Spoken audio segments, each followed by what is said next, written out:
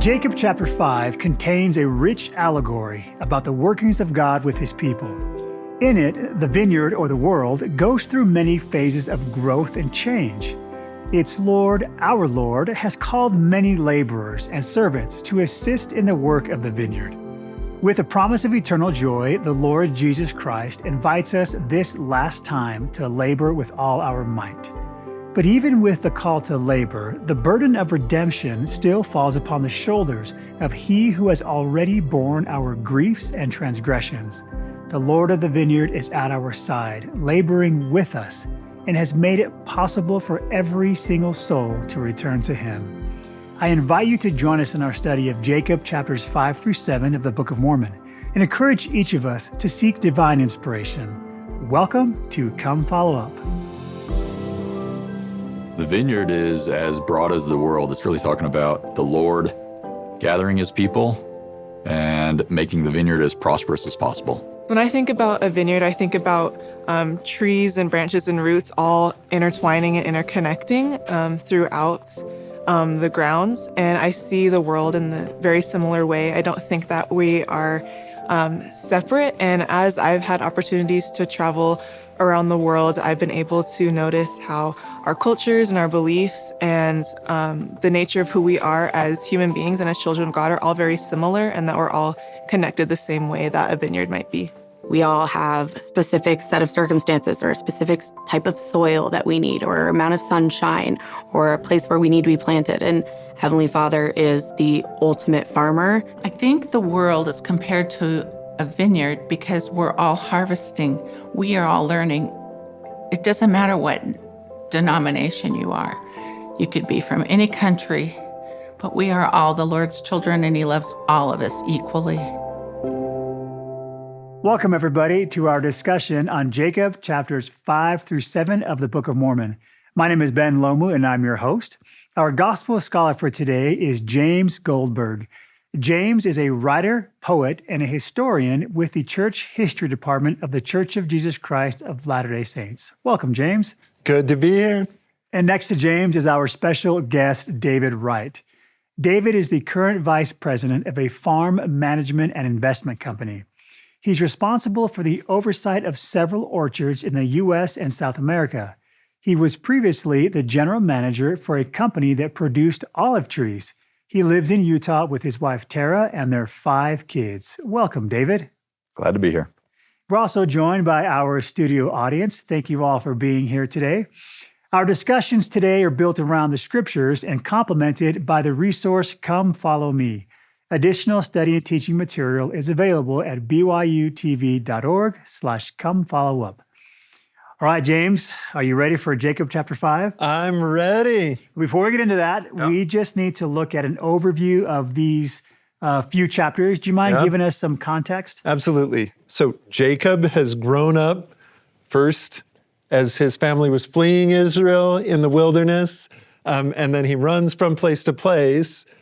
The generation that's growing up, the generation of his son Enos, they've just sort of lived in this new world and are used to sort of the way things are.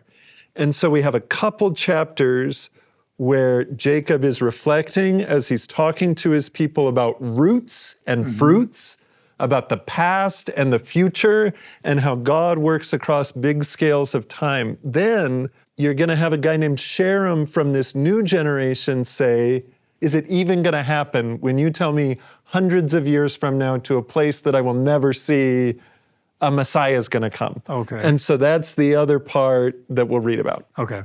So the first topic we're going to be looking at is Jesus Christ is the Lord of the vineyard. Yep. Where do we see that topic within these specific chapters? Yeah. So Jacob chapter 5 is a long kind of parable called an allegory where everything can have like another meaning. Okay. But at a very basic level, Jacob is just comparing the Lord to somebody who takes care of trees. And so if we read in Jacob chapter 5, verse 3, he introduces this, and this isn't original with Jacob, it's from another prophet named Zenos. For behold, thus saith the Lord, I will liken thee, O house of Israel, like unto a tame olive tree, which a man took and nourished in his vineyard, and it grew and waxed old and began to decay. So we've got one tree at the beginning of the story where there's problems. It's decaying just like Jerusalem that Jacob came from. And then if we skip ahead to verse 14, the story gets bigger really quickly. It's not the parable of the tree, but of the vineyard, Okay. a bunch of trees. So in verse 14, and it came to pass that the Lord of the vineyard went his way and hid the natural branches of the tame olive tree in the nethermost parts of the vineyard, some in one and some in another, according to his will and pleasure. So this is a long story about a vineyard and this farmer taking care of his vineyard by doing transplants, grafting branches between trees, tending roots, and there's a lot of agricultural detail as he shows his love for the trees. And speaking of that, you, David, have a lot of experience working with trees, specifically with olive trees. Why is it appropriate that in this specific example, we get this image of a vineyard being compared to the world? For me, I think it's interesting that it's an allegory about a living system, right? That's what an orchard is. It's comprised of many different trees, and each of those trees reacts to the way that it's cared for, the way that it's managed. So it's not an allegory about a building or a mountain or anything else. This is truly a living system, and olive trees are amazing. They're very robust. They have very long lifespans. So an olive tree can literally live for hundreds of years or thousands of years, and that even goes beyond the lifespan of many nations, right? Mm-hmm. And so these olive trees in particular have very long lifespans, and this is a very long time frame in this allegory as we understand it, really till the end of the world, till the second coming. And that's so interesting to me because if you think about the situation Jacob's in, where, his life experience is not the same as his kids or his grandkids, and that can be tough. But he takes a step back, right? And says, over the lifetime of an olive tree, right? Over 1,000 years, 2,000 years, what's important? And his kind of metaphors for this are the roots and branches, right? So over time, the Lord of the vineyard is working on these trees, and he's always interested in this strength of the roots. David, what are some of the personal connections that you've made with this specific chapter of this allegory and your own personal life? It applies on a personal level. I've seen many times in my life when the master of the vineyard, who's the master of the whole world, and also me personally, where he has touched my life and he has directed it, and he shaped me in a way maybe different than I anticipated. I remember a time when I was graduating from school.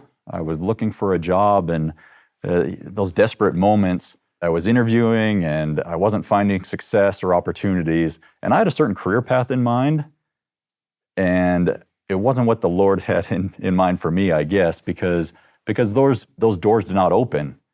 And yet, as I was going through that experience, which was somewhat discouraging, I had a friend say, "Hey, I used to work at this place in Florida with my previous employer, and why don't I send your resume down there?" And suddenly a door opened, and it started me down my career path, and it's been wonderful. It's been wonderful for me, and I feel like that was a kind of the touch of the master's hand in shaping me, just one individual tree in his vineyard. That's beautiful. Thank you, David. I'd love to hear from the audience. When has the Lord used you to help strengthen his vineyard? Sabrina. Well, a few years ago, I had a friend who had recently gotten married, and her husband had recently gotten out of prison, and his family was really steeped in addiction, which is something that's touched my life many times as well.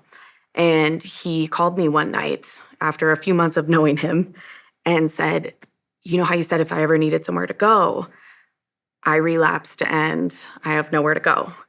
And I, of course, was like, "Let me call you right back." And I called my friend and said, "This is your chance to veto me helping." And she said, she didn't care. And so I said, "All right, well, now it's in the Lord's hands." So I got down on my knees and said a prayer.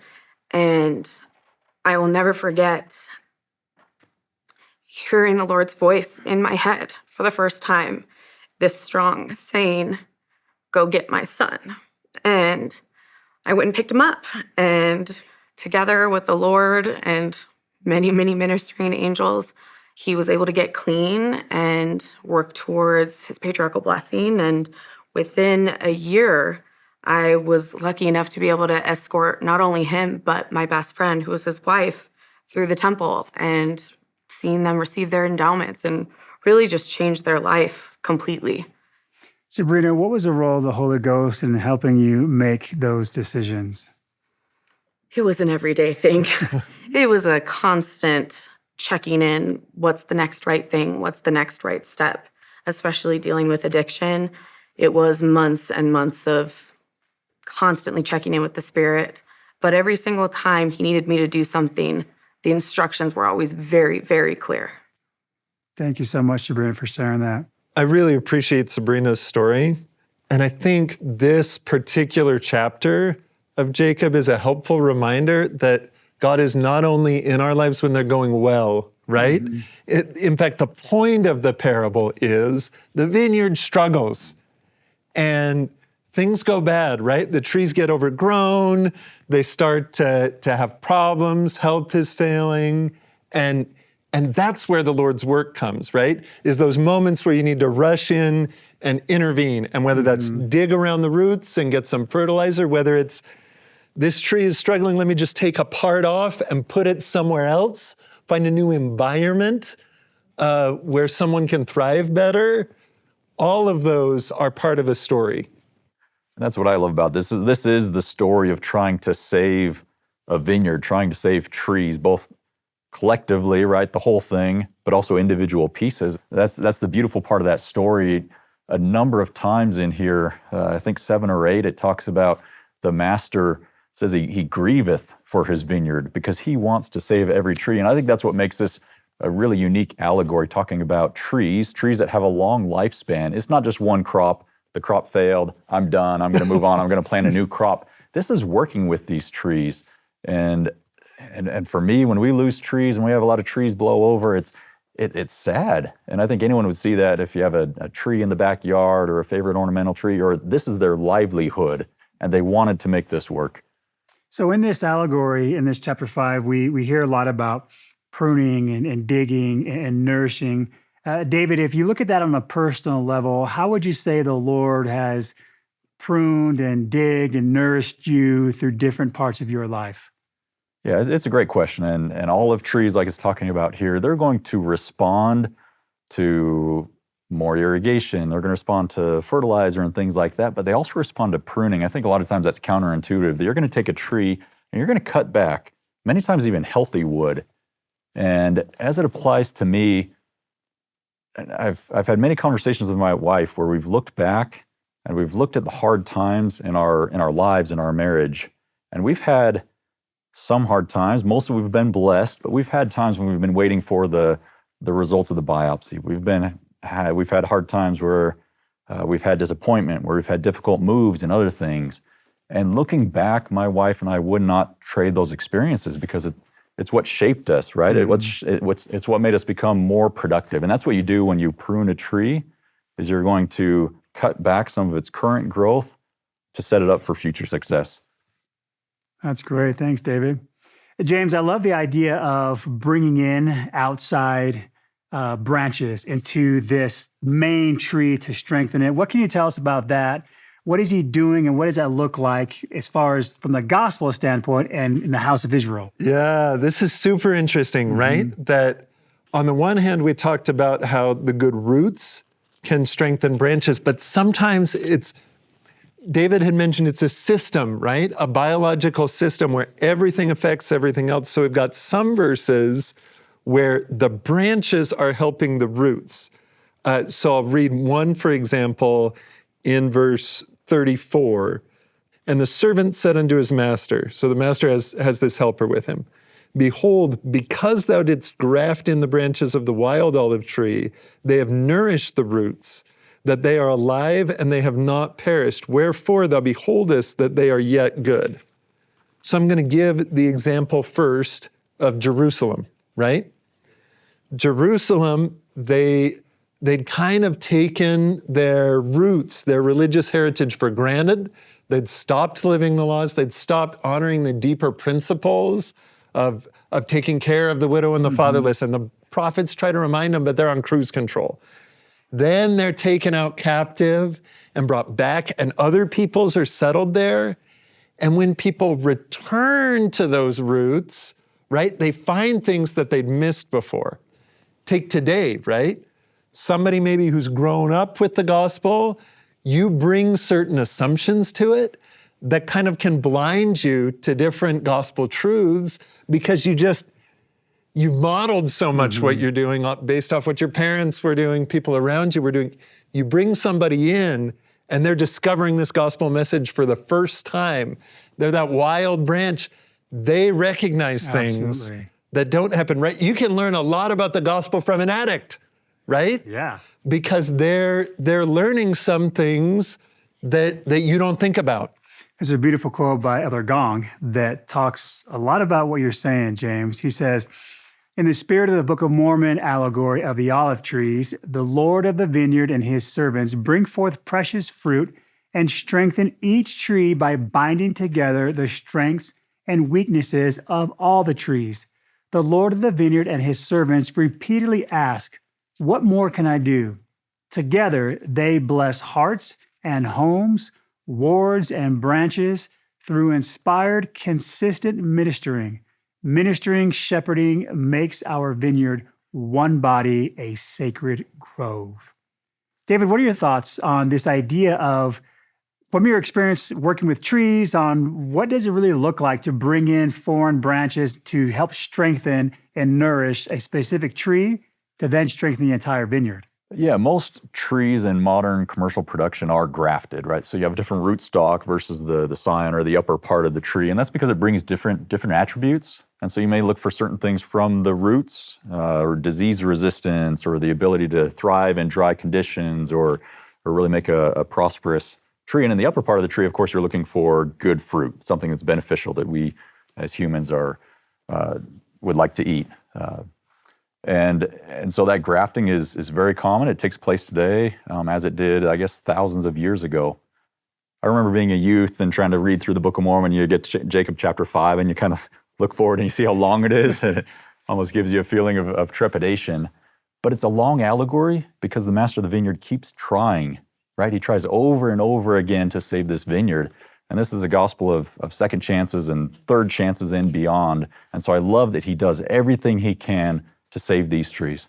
I love verse 47. For me, it's really the apex of the chapter in the allegory, because you can hear the emotion when he says, what could I have done more in my vineyard? He wants it to succeed. And that's the wonderful thing about a tree is you can work with it. It goes through periods where it may suffer. It may have some disease. It may go through a drought, right? But you can work with it, and especially with an olive tree, you can nurture it back to health so that it can be productive. That's a beautiful thought. Thank you so much, David. And thank you, James, for contributing to this part of the discussion. I'm really excited to continue to dive into these chapters. But this first discussion on how Jesus Christ is the Lord of the vineyard has been great. So thank you both very much. And for the audience, thank you as well for contributing to this discussion. And for those at home, how does the Lord help you to thrive in your place in the vineyard? Share with us on any of our social media platforms. When I read Jacob 5, I know that Lord wants me to work in his vineyard. I believe that we are called to do certain things right now, in this day, in this age. I think for me, it's finding that 99th sheep that's wandered away from the fold, because I've been that. We can try to become the good soil, the good plant that the Lord needs and produce good fruit. I've been able to share my testimony through dance and performance. And even though that might not be considered work to other people, for me, it's helped me to understand how I can push the Lord's work forward. I'm not planning on going on a mission, but I can still work in the vineyard with Christ by serving my fellow neighbors or members and helping them feel love like Christ would. I think whenever we do anything to help another person, another one of God's children, to advance, to keep covenants, we are helping his work in the vineyard. So the second topic we're going to be looking at today is the Lord invites me to labor in his vineyard. How do we see that unfolding in this chapter, James? Yeah. So earlier we talked mostly about roots and branches, but there's also this moment late in the chapter where they talk about servants. So I'm going to read Jacob chapter 5, verses 60 and 61. So after lots of movement around the vineyard with different things, we come back to this original tree. And the Lord of the vineyard says, "And because that I have preserved the natural branches and the roots thereof, and that I have grafted in the natural branches again into their mother tree, and have preserved the roots of their mother tree, that perhaps the trees of my vineyard may bring forth again good fruit, and that I may have joy again in the fruit of my vineyard, and perhaps that I may rejoice exceedingly that I have preserved the roots and the branches of the first fruit. Wherefore go to and call servants, that we may labor diligently with our might in the vineyard, that we may prepare the way, that I may bring forth again the natural fruit, which natural fruit is good and the most precious above all other fruit." So in other words, after all the movement, there's a big push at the end to make sure they do the best for the vineyard and make the most of these roots and branches, and that's going to involve tons of servants. Yeah, I love that throughout this chapter, it's talking about the master of the vineyard, the Lord, really working alongside his servant. Mm-hmm. Isn't that great that they're always working together? Yeah. It's not so much go off and do this, but let's go down and look at this tree. Let's figure out what we can do with this together. So I think that's a beautiful, beautiful element of it. And then, as James said, at the end here, there are a bunch of laborers, and I think we're all in that pool, right, where we get called in to labor. And we're all needed, and we can all do our own small part to help bring in the harvest. Harvest is an especially critical time, because with a crop like the olive crop, you just harvest one time per year, and you don't have another shot until the following year. Okay. So do you feel like, as you have been called to different places in the world, and even in service, church service or other types of service, how do you feel like the Lord is using you as a servant to help gather in and bring forth good fruit in his vineyard?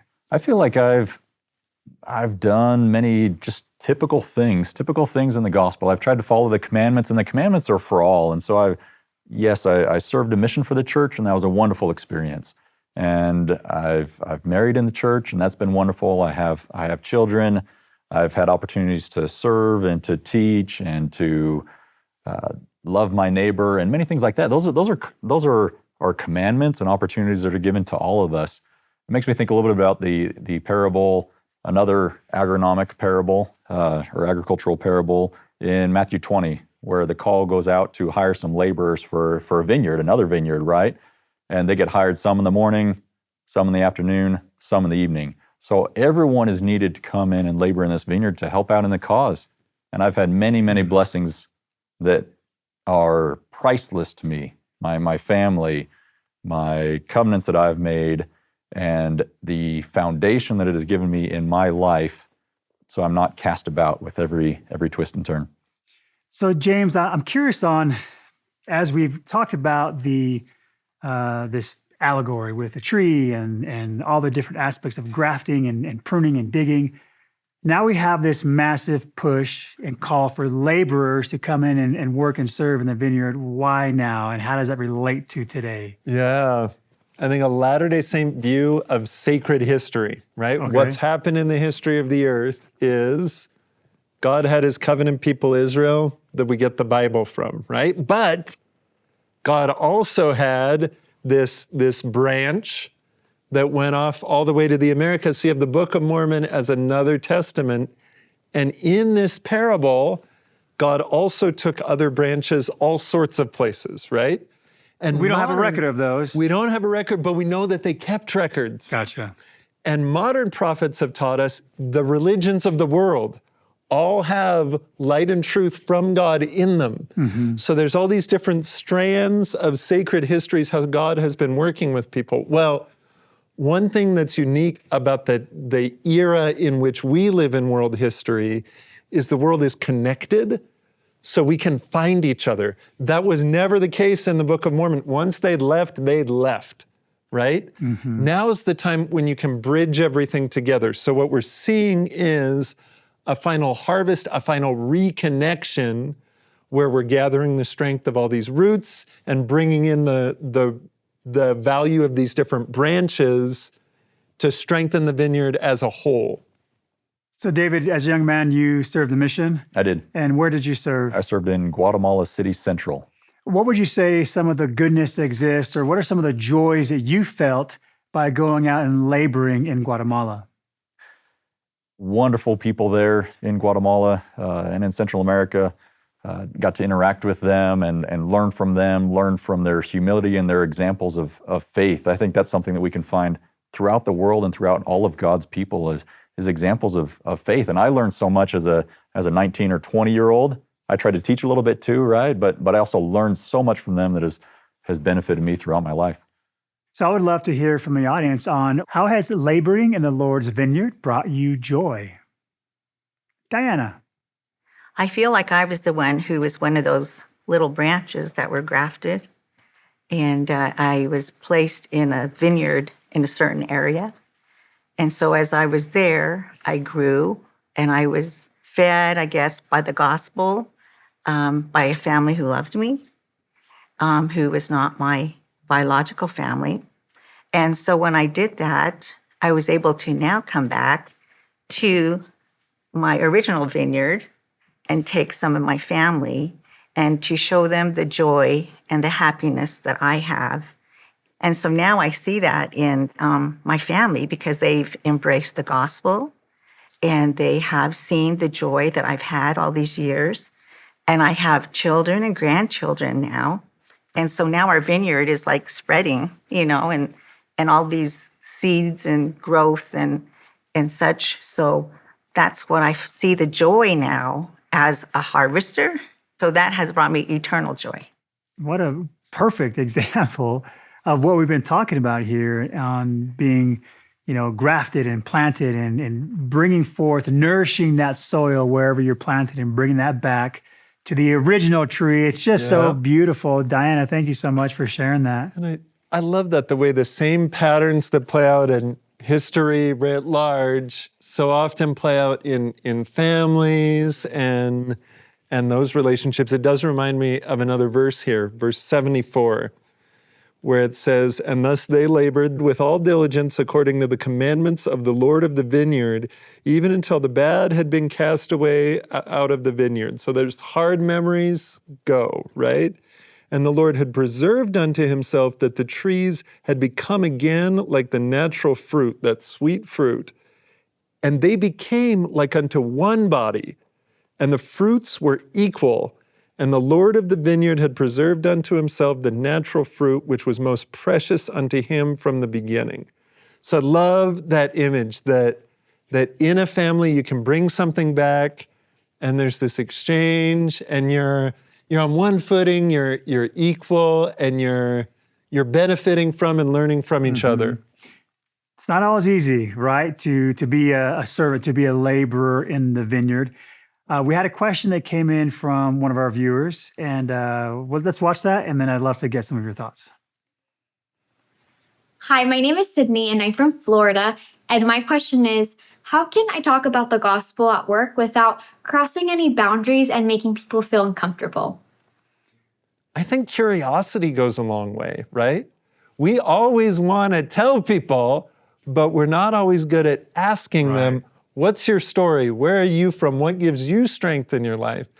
And I find if you ask those questions, a lot of times you learn, and then maybe there's a return curiosity, and they want to know some things about you, and then it's natural, right?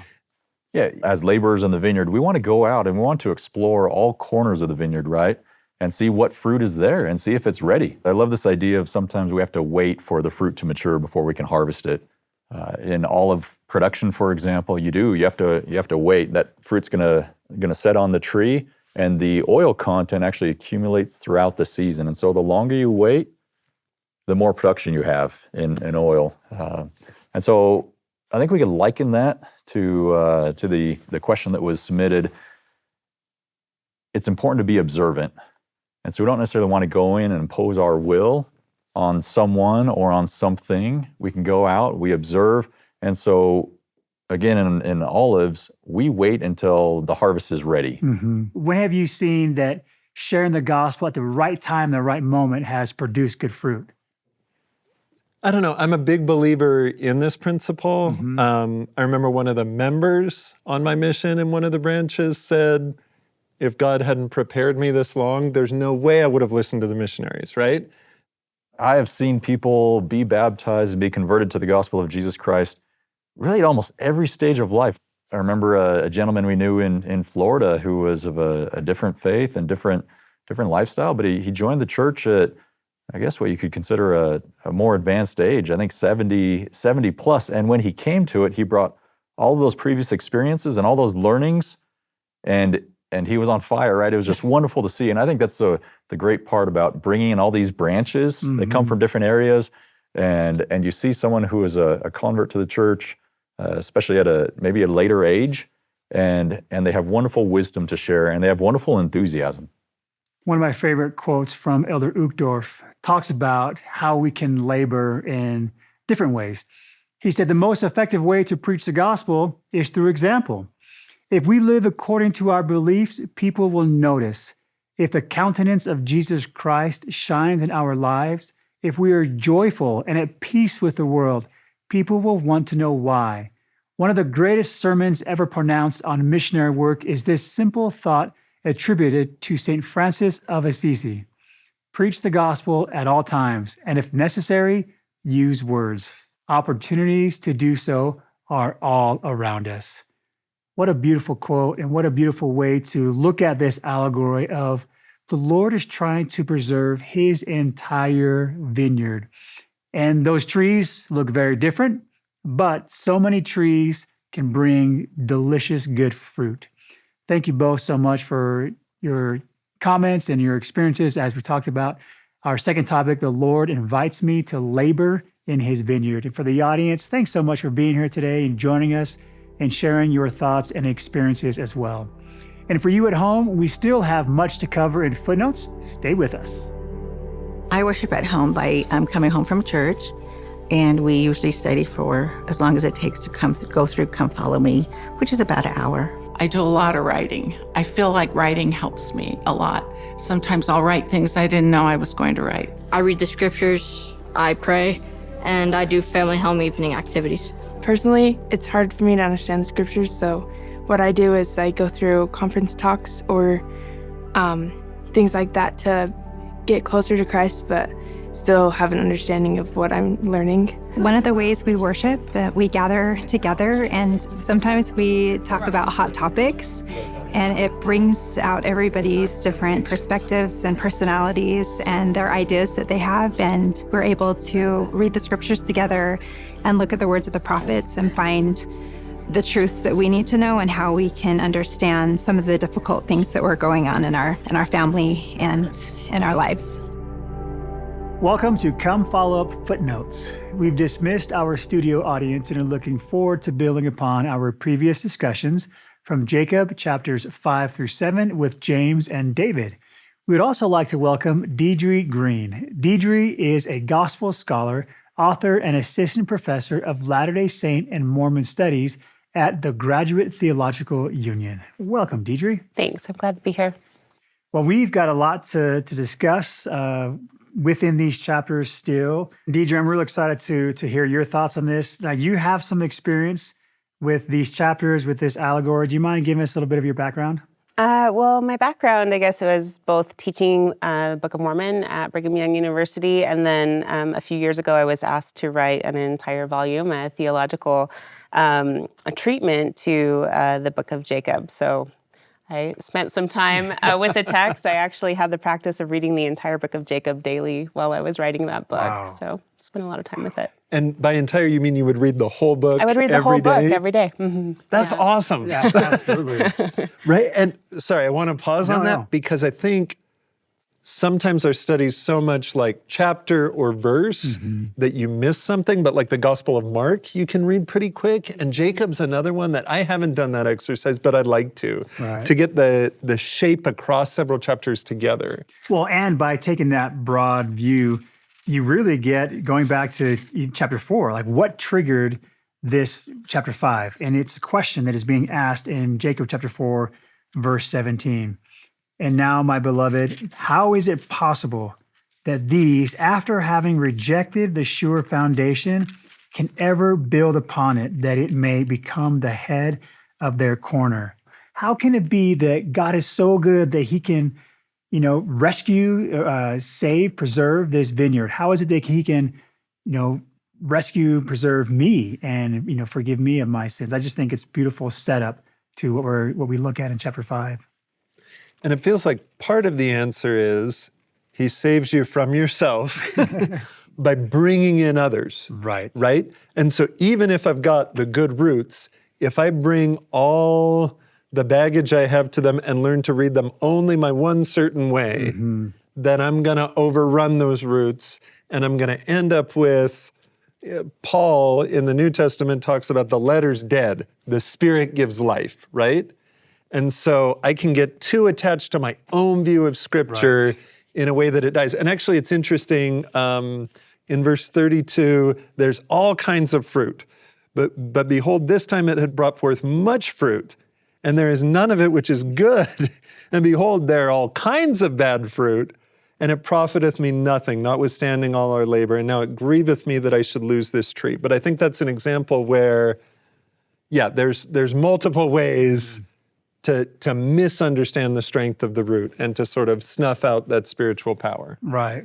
Yeah, one thing that's really explicit here is that the natural trees are absolutely dependent on the wild branches to survive and to thrive and to flourish. And I think it's such a beautiful allegory, right, a metaphor for us in our own lives, that as members of the church, right, we have so many gifts. We are rooted, right, in covenant. But at the same time, we have to be willing to learn from others and those unlike us in order for us to continue to grow and evolve. And the whole book of Jacob really is an illustration of that, the way that Jacob points to the Lamanites as the example that the Nephites need to learn from of how to do family correctly and how to love correctly, right? And then he has this amazing dialogue with Sherem in which Sherem bears testimony of Christ in a way that reconverts the Nephites. Yeah, I love that. You've got Jesus saying, love your enemy. And here Jacob saying, learn from your enemy, right? Even though they're fighting the Lamanites in those early chapters, what can you learn? And even though Sherem, when he rises up, sort of makes himself in opposition to Jacob, right? And positions himself that way, Jacob's still going to look for, how can we talk together, right? What can come out of this encounter? And it's such a masterful way to teach, right? Because the Nephites are struggling with pride. They're struggling with self-righteousness. And here, Jacob takes their absolute enemies and people they think they have nothing to learn from, certainly in terms of spirituality or religiosity. And those are the people they're going to have to emulate, at least in this one regard, right? In order to live their own covenants. And I think it's just a profound lesson for us that we can't afford to get self-righteous. We can't afford to think that we know better than everyone. There's always one thing, something we can learn from anyone. And I think Jacob's really at pains to show us that again and again. Again, it's a broad vineyard, right? It spans the whole world. And I certainly know people who are not of our faith, but they're some of the most Christ-like people I know, right? And what a great example for them to follow. And so we take what we can learn from them, and we try to share what we have as well. Do we want to talk about Sherem? Are we ready to take on Sherem right now? We're always ready to talk about Sherem. I'm always ready to talk about Sherem. Because there's some really interesting things about this. You mentioned, between Sherem and Jacob, and I'd love to, Deidre, get some of your thoughts on what we can learn from this exchange between Jacob and Sherem. Yeah, absolutely. We have here this figure, Sherem. We don't really know who he is or where he's come from.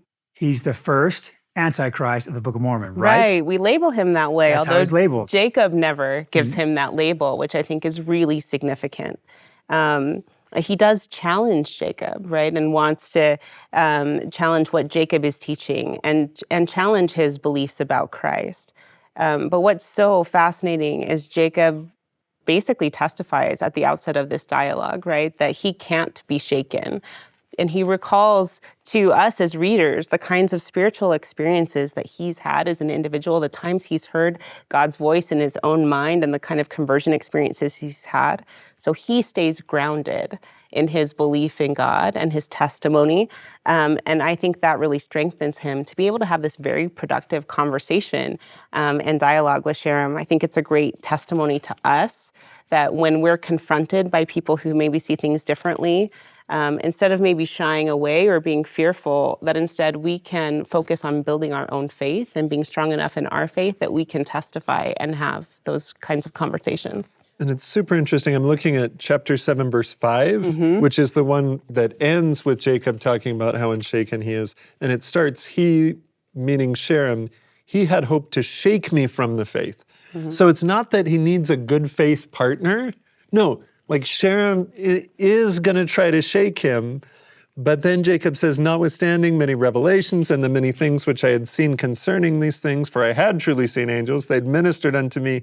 So even if he doesn't understand all of Sherem's concerns and how to counter each one, it's his experience, right? Yeah. And that's the part. And also I had heard the voice of the Lord speaking unto me in very word from time to time, wherefore I could not be shaken. David, you've lived in all different parts of the Lord's vineyard throughout your life. How would you say you have been able to prepare yourself so that you cannot be shaken with your testimony? I've had experiences in my life that I feel like like it says at the end of Moroni, I cannot deny the power of God, right? These foundational experiences that for me, where they sometimes come in quiet moments. I might be alone, I might be with my family, with my children, and I've felt it so strongly that it's beyond just my own emotions, right? I can feel something that says, no, this is true. And so I feel like I can engage with people in many different cultures, and we can have a good faith dialogue, and we can talk about these things and exchange ideas without worrying that I will be shaken in my faith. Right. I love this phrase too, back in chapter 4, verse 6. It talks about scripture. We search the prophets. We have many revelations in the spirit of prophecy. Those are these individual experiences. And having all these witnesses, both your own and others, we obtain a hope. And that's the point at which our faith becometh unshaken. And I think for me, it is that combination, right? There's the things I've experienced, but there's also my awareness that there's like big questions I have about the way the world works and how do we heal things and bring them together. And that hope becomes, I don't know, the question I haven't found other satisfying answers to.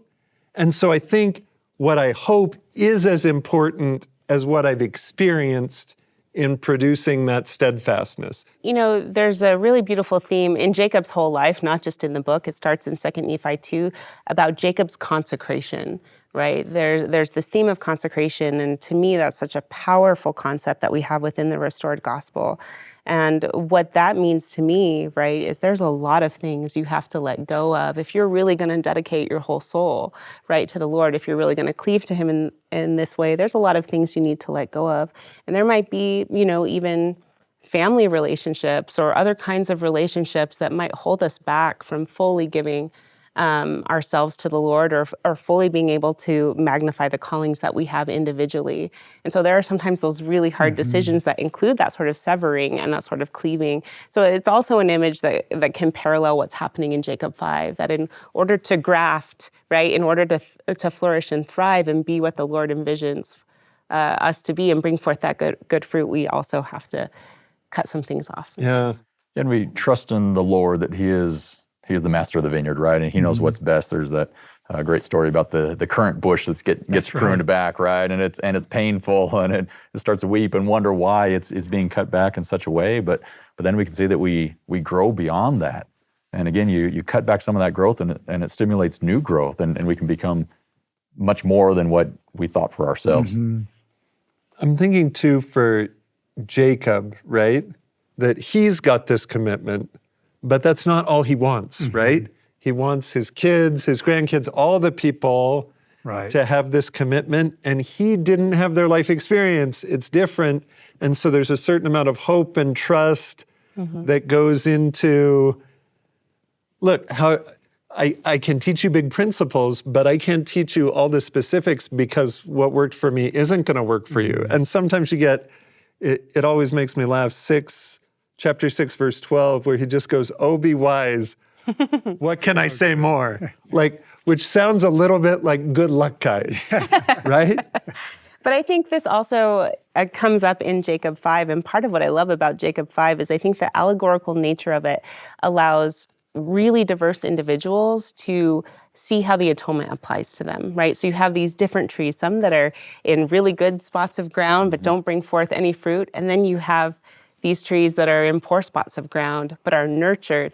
And I actually speculate that Jacob maybe really identifies with that, right? He was born in the wilderness. In the original Book of Mormon manuscript, he refers to it as a wild wilderness, to really drive home the point. But he's known a lot of precariousness throughout his life. And I argue even he seems like a really vulnerable and traumatized figure. But he has this real sense that Christ has always been near him, right? He has this deep testimony. He's a witness of Christ. He's seen Christ. And I think it's just a beautiful testimony of the kind of diversity of experiences that we have, that we can read ourselves, right, in this chapter and see how the atonement applies to us and how it applies to us communally as well. And we see an example of that with, I want to go back to, if it's okay with you guys, to go with Sherem and Jacob, because Sherem often gets this, like we mentioned earlier, this known as an antichrist, but there are some really valuable, powerful things that we learn from him.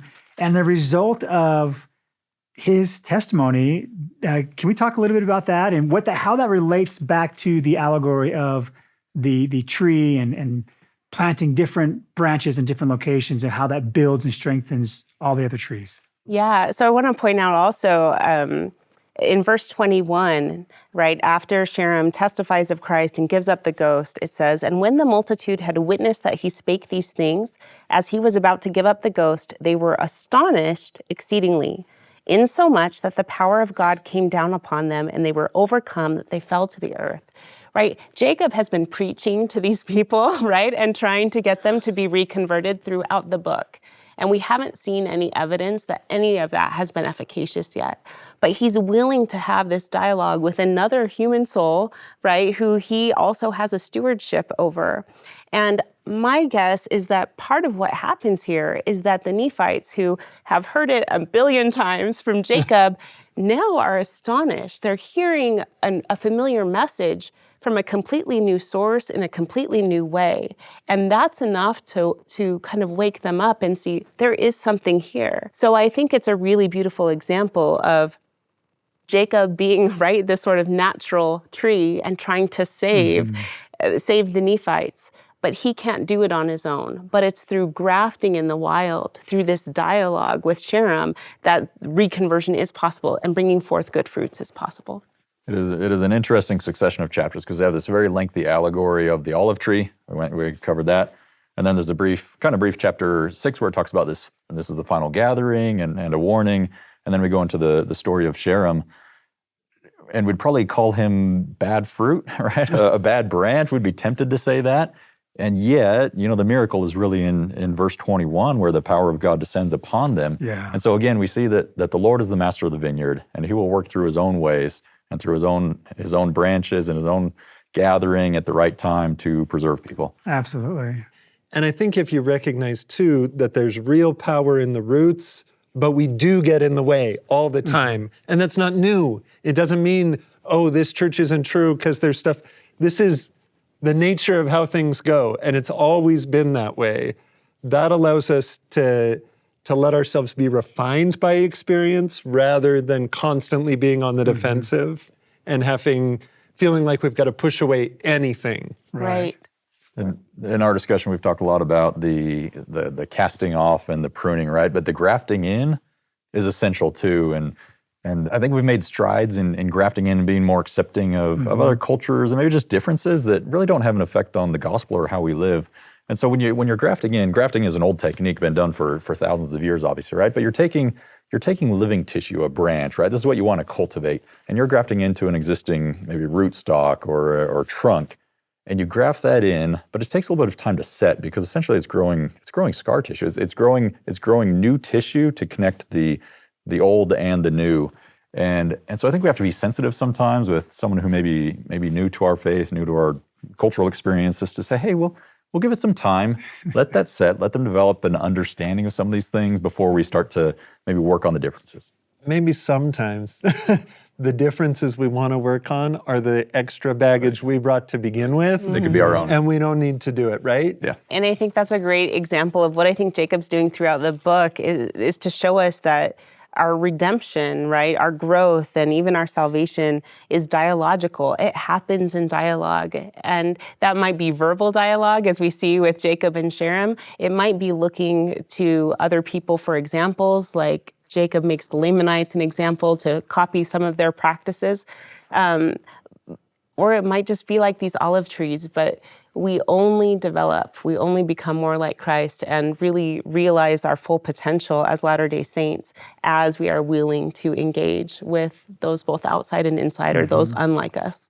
What I love about this is we've talked so much, but we have not come nearly close to exhausting all the wonderful things that exist within these chapters. But I would just love to get some thoughts from both you, Deidre and James, on what are some things that you take from studying these chapters? Yeah, so I'm really struck by this final verse of the book of Jacob, Jacob 7:27. He says this at the end, "And to the reader I bid farewell, hoping that many of my brethren may read my words." Brethren, a Jew. And so I love this theme of hope, that at the end of his life, all he's left with is hope. Jacob's lived this entire life of uncertainty, and I think hope really fuels so much of what he does. But at the end of the day, he doesn't have this sort of triumphant experience as this powerful leader. He's left only to hope. And I think that's such a beautiful example for each of us, that really what we have, no matter how much good we do, no matter what our efforts look like, at the end of the day, our hope is in Christ, right? That our works are worthwhile and that his grace makes them efficacious. I want to spend some time on the verse right before that. Okay. Because I think when we're talking about hope, sometimes we just focus on the brightness of hope, but that brightness is meaningful because of the weight and the darkness that life has sometimes, right? And Jacob lived a hard life. So I just want to read verse 26, where he summarizes what he's been through. "It came to pass that I, Jacob, began to be old, and the record of this people being kept on the other plates of Nephi, wherefore I conclude this record, declaring that I have written according to the best of my knowledge, by saying that the time passed away with us, and also our lives passed away, like as it were unto us a dream, we being a lonesome and a solemn people, wanderers, cast out from Jerusalem, born in tribulation in a wilderness, and hated of our brethren, which caused wars and contentions, wherefore we did mourn out our days." And I just want to say that melancholy is also part of our experience of the divine. And it's okay, because the Lord of the vineyard, he gets it too. All right, David, as you have grafted in some of the goodness that the Lord's vineyard has to offer, how has that kept you going down the covenant path? It's a covenant path. It takes a lifetime, really. And again, I love the nature of the trees that he's talking about here, because these are trees, they have their own life story, right? And it depends on how they're treated and the different things they experience with the weather that comes and the drought and the floods and everything else. And we're gonna have trials that come to us in our lives. Again, I've been very blessed in my life, but there have been moments of difficulty, and we've talked a lot here in these final moments about hope. And we've also talked about agriculture, and agriculture is a practice of hope, because you put a seed in the ground and you hope that it will produce. You plant a tree and you hope that you'll get a crop years later. And sometimes our rewards will come in heaven, but there will also be a lot of fruit along the way in this lifetime. And so it's brought me great peace, and it's given me some of the most priceless things that I have in my life. That's beautiful. David, thank you so much for sharing your life experiences, not only working with trees, but just overall how you've been able to develop and strengthen your own testimony. It's been so wonderful to have you here with us today. Thank you so much. Glad to be here. And Deidre and James, it's always great to work with you, and thanks for sharing your insights into these chapters. It's really inspired me to want to dig in a little more and learn, because these are some fascinating things. So thanks for being here today. And for those at home, thank you for joining us for this discussion from Jacob chapters 5 through 7. Visit BYUtv.org/come follow up for more study and teaching resources. And join us next week as we study Enos through Words of Mormon and discuss the power of earnest prayer and how God works through us to accomplish his purposes. Thank you for watching.